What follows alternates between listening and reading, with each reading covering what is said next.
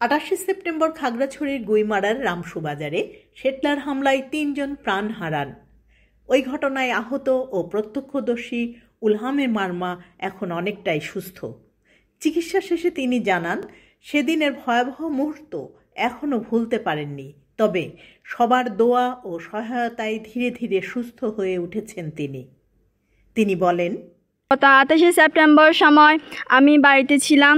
বাড়িতে ঢুকে বাঙালি সেটেলার আমার উপর আক্রমণ চালায়। বর্তমানে আমি অনেকটাই নিরাপদে আছি। আপনাদের দয়ায় এখন সুস্থ অনুভব করছি।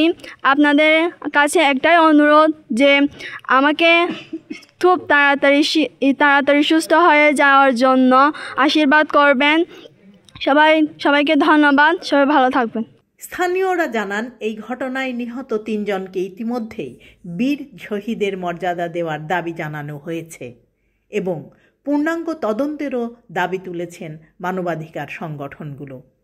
CHT Bangla TV, Guimara, Khagrachari.